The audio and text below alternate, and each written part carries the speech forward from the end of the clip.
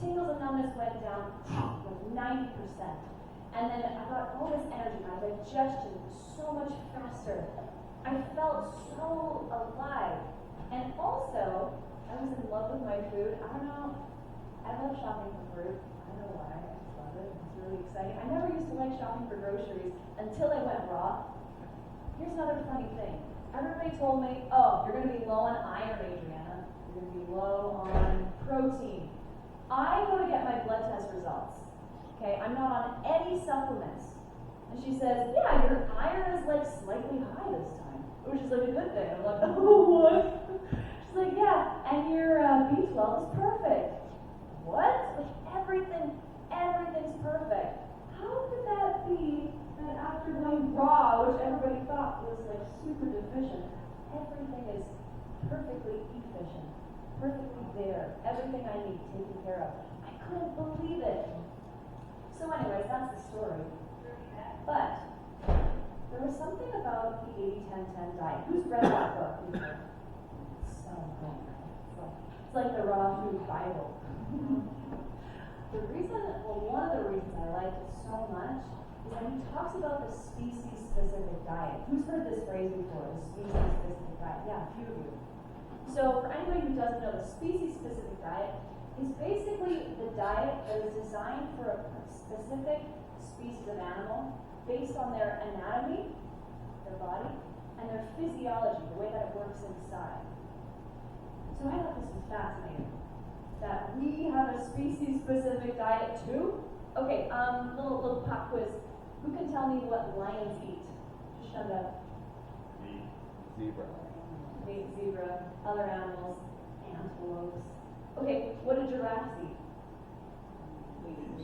Leaves, yeah? Yeah, totally. Giraffes eat leaves. You don't see giraffes being like eating their leaves, just enjoying them. Oh my god, this is delicious. Oh my gosh. You know what, Stacey? I don't think I'm getting my B12 from these leaves. I think I need to take a supplement.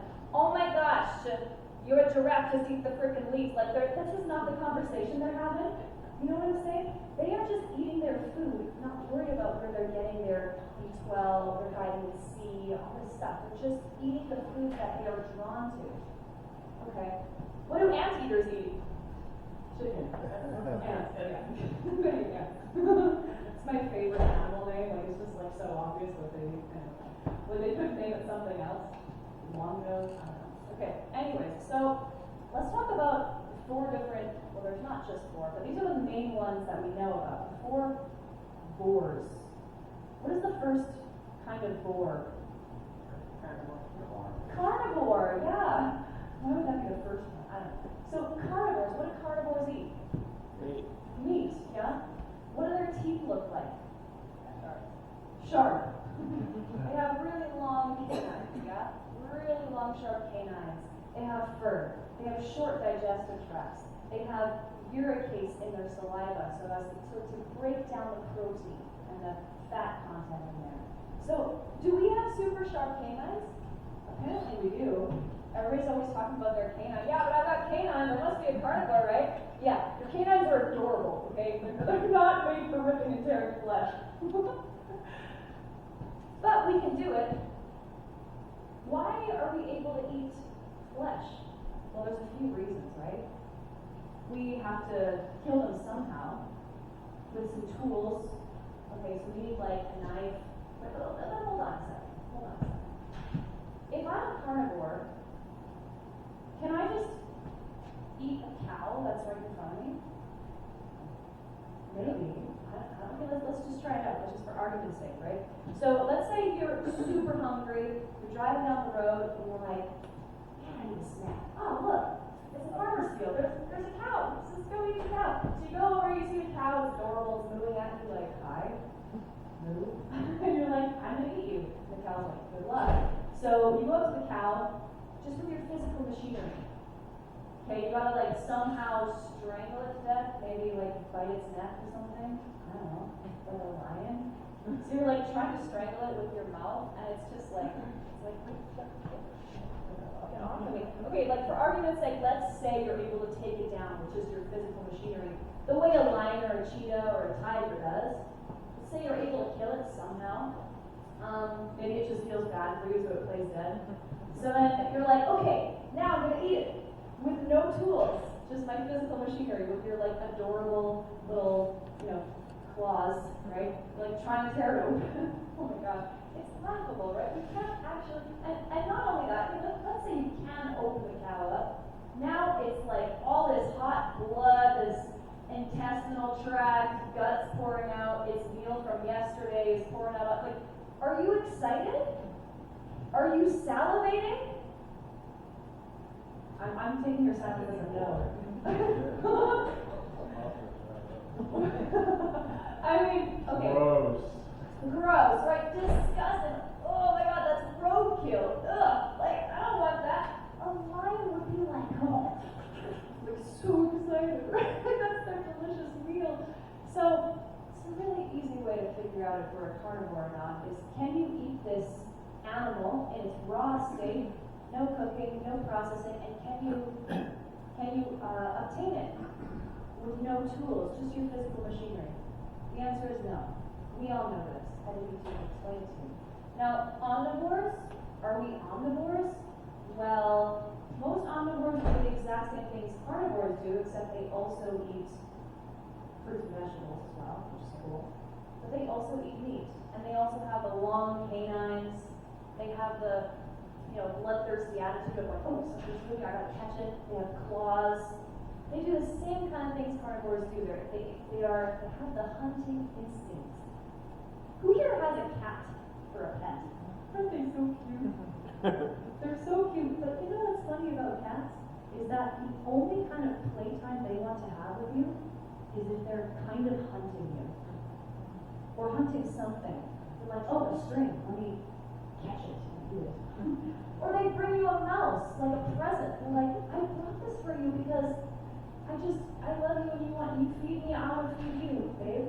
And you're disgusted, and this cat's like, well, I thought that you ate me too. Don't you like that? Like, it's so clear. Anyways, let's get to herbivores. Are we herbivores? Are we herbivores? Okay, cool. Let's think about what animals are herbivores. Shut them up. Cow. What's the other one? Elephants, horses. Okay, yeah, there's lots of different herbivores. These animals mostly eat plant foods, mostly of the green variety. So, for example, a cow grazes on grass all day. Giraffes, we said, eat weeds all day long. They love it. It's delicious to them, and it's raw state. Like, oh my gosh, I eat this all day. So good. And they have to eat all day long, otherwise they're not going to get sufficient calories because greens are so low in calories. So, little litmus test to figure out whether you're a herbivore or not. When you go outside to these beautiful grounds and you see the grass, just want to lay in it, do you also want to eat it? No.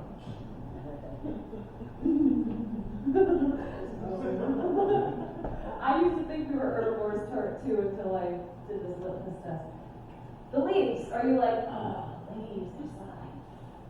Lunchtime. No, it's not a snack, right? It's not yummy. Yeah, we eat the lettuce.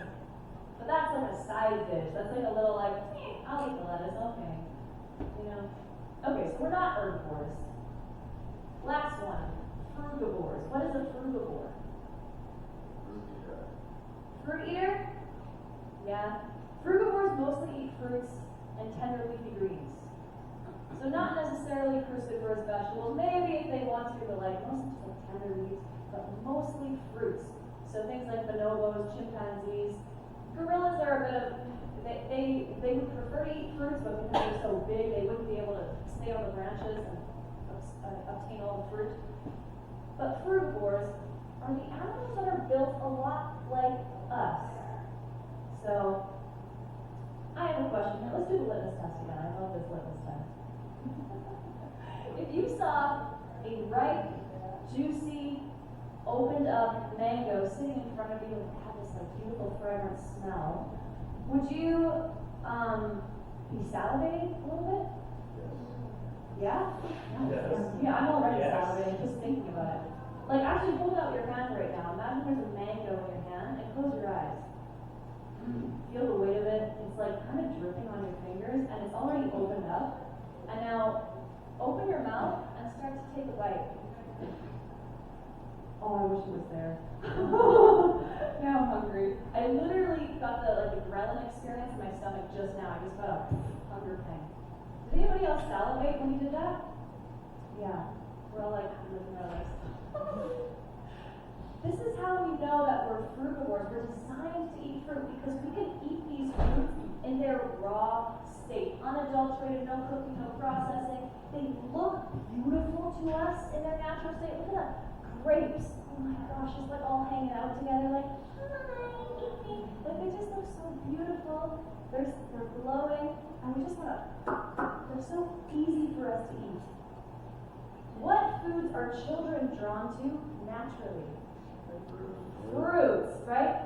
All animals are drawn to their species-specific food when they're a child in its raw, unadulterated state. And sometimes I have people say, yeah, but I like eating pizza and it's unadulterated.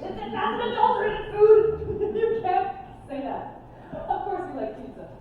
I just want to check on my time. I know we gotta get breakfast soon. I still got some time. Perfect. Oh, he's showing me 10. Thank you, Coach Rob. What would we do without him? He's awesome.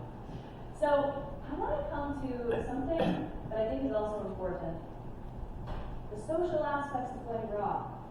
This is something that most people struggle with. Who here thinks it's kind of challenging to be raw, or even kind of a little bit of a health nut around family and friends? Hands up. Oh, this is the worst, eh? But you know what? It doesn't have to be. Personally, I'm very lucky. Again, I think I have a brain cell missing or something. I love it. Maybe because I'm a performer. I like standing out. I don't know. I enjoy it. I love when people ask me questions about it, like, what? Where do you get your protein? I'm like, yeah, ask me. I'm like ready to go. Normalcy. People like being normal. We all like to fit in. Come on, we like to fit in. Who likes to belong to a family or group? Yeah, we don't like to admit it, but we do. I enjoy that too. I want to belong somewhere. I want people to accept me, you know? But then all of a sudden, I'm the only one at the table with 10 bananas. Everybody else is eating lasagna. Like, kind of weird. Or special. I don't know. But you know what's really interesting is most people think that a raw food diet is totally abnormal. It's like, you're kind of on the fringe. Like, you're kind of a weirdo eating all these raw foods. What are you doing with 10 bananas now? What are you, a monkey? Like, seriously, this is what people are saying. But you know what's really interesting is that every single animal living in nature is a raw foodist. They're all a bunch of raw food hippies. But we're the anomalies. Humans are the weird ones. Let's be honest. The amount of, the trillions of animals